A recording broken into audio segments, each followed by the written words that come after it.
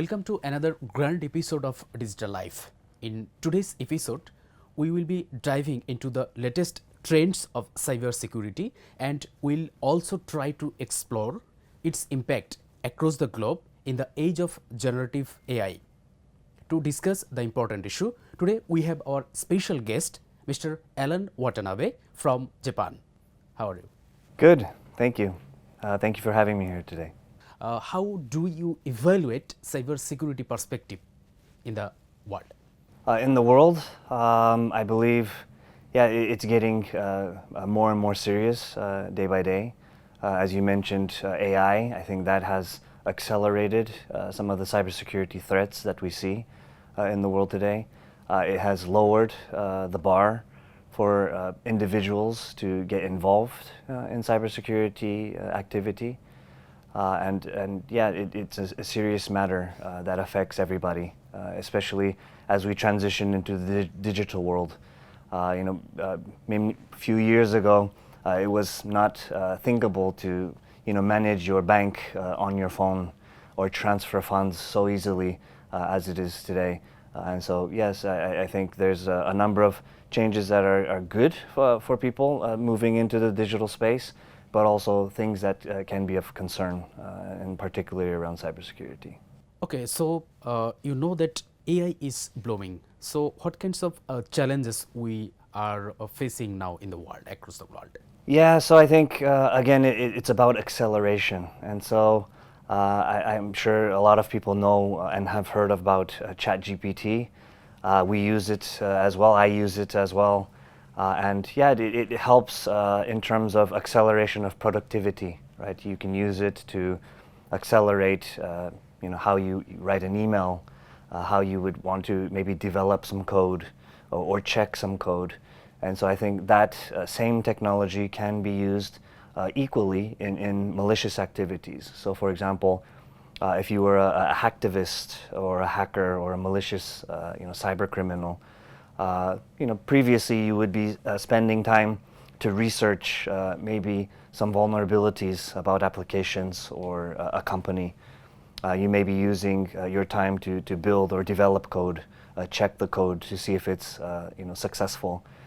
And so now with the power of AI, that productivity is now transitioned and can be used in malicious ways. And so that same individual previously may have spent days, months to prepare for cybersecurity attack, where with the power of AI, they can now accelerate that and ensure that they get as much traction in that attack as possible. Okay, so you're working a lot of time, especially in Bangladesh cybersecurity industry. So what's your experience? We have our engineering team here in Bangladesh. We are an Asia specific company.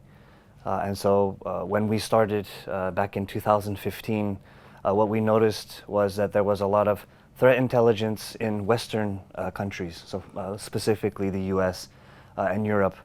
But what we found was there was missing information, missing details about Asian countries, Japan, Bangladesh, Singapore. Not a lot of research, not a lot of specific help in those regions. And so we wanted to try to expand our intelligence, our expertise in those regions. Today, in Bangladesh specifically, we work with government entities, we work with financial entities, and daily working to help protect businesses here.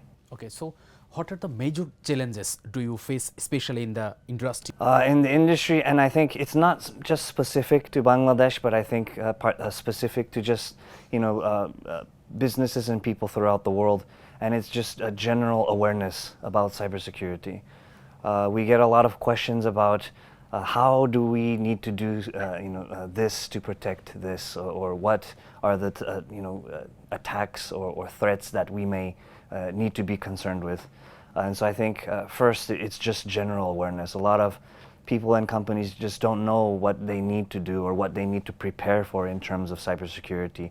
And so they may rely on a salesperson or a company to receive some advice, to buy something, but there's no thought in the process of what they need to be concerned about. And so there are many good technologies out in the world, but you need to understand what it's going to be used for. And so I think that's the primary, biggest problem right now. It is just awareness of, being able to understand what is important and what do you need and how do you protect the business or the people behind the business. Okay, so do you think that skill gap is a big challenge, especially for Bangladesh? Yes, and again, not just specific to Bangladesh, but throughout the world. One of the biggest gaps, specifically in cybersecurity, is education. A lot of people entering into the space of IT may not have a specific cybersecurity background or experience in cybersecurity, and so that part of it is still quite, I guess, raw. A lot of people need to get into the space to understand it. In Bangladesh, as you know, there's a big industry of IT developers and maybe infrastructure engineers, and now they're trying to learn cybersecurity. And so I think moving forward into the years, the cybersecurity aspect of it will be as equally important, to learn how to code, learn how to set up infrastructure, and think about cybersecurity at the same time. Okay, so do you think Bangladeshi government is support well to the flourishment or the development of cyber security arena, especially in Bangladesh? Yes, most definitely. And so I think one of my biggest fans is Mr. Palak from the ICT Ministry.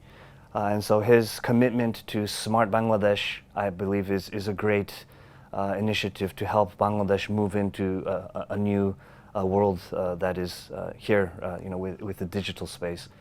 And so I think, under their leadership and moving into this smart Bangladesh, I believe, there's a great opportunity for the people of Bangladesh here. Okay, so what are the key measures organization can be talked to protect the ransomware attack? So you mean the technologies that can be used? Yeah, technology, in the technology perspective. Yeah, so I think ransomware, by far, it's affecting desktops, laptops, mobile devices. So there are technologies there such as EDR, MDR, XDR, something that is active on the endpoint or the device that consistently monitors the activities going on that device. So the technology can identify if there's something suspicious, maybe in the memory or the CPU, processes, and ensure that something suspicious doesn't, try to do something malicious. Outside of that, there are a lot of other things. There are a lot of many activities or technologies that can help with this, but that would be a good starting point. It would cover a lot. To go further to that, there are other technologies like the NDR, which is a network device that can scan for that type of malicious activity. You can look at DNS to ensure that there are no communications going to known ransomware or technologies that pick up that type of communication. And then obviously log storage, analyzing logs, ensuring that you review them. Not only for active review, but post activities, so you can review if there is an incident. So this is the last question to you. So you are working Bangladesh from the last couple of years. What's your next plan to create employment more in Bangladesh? Yes, so we have a number of initiatives that are ongoing. One, of course, pipeline here in Bangladesh. We plan to continue to work with our partners and our customers here. But in addition, we are working on a wonderful project which is called the Cybersecurity Center of Excellence. One of our goals is to try to work with a university here in Bangladesh to train and build a program that will train the young students in cybersecurity.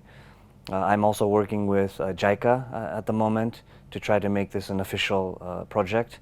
But what we want to do is build a program that is not only effective but cutting edge for Bangladeshis, and also to provide them paths into the cybersecurity space with a little bit of a Japanese touch, and that includes maybe some language training, cultural training, and of course the cybersecurity training. Okay, so we are at the end of our today's show. So do you want to say anything to the viewers of our channel? Yeah, I think one, I've fallen in love with Bangladesh, not just because of the business, but because I really am honored and privileged to work with such a great group of individuals in our team here in Pipeline.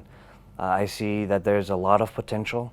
I've been here since, as I mentioned, 2018, and I've seen the rapid change, here. When I first landed in Dhaka back in 2018, and fast forward to today, everything has accelerated. There's this wonderful new expressway coming from the airport. There's a new metro line. There's all these new projects, the Terminal 3 airport. And so I feel like, we are experiencing this rapid transformation of Bangladesh from what it was with the father and the nation and how it started, and accelerating into this new path of smart and digital Bangladesh. So thank you to join us, such a wonderful discussion. Thank you very much.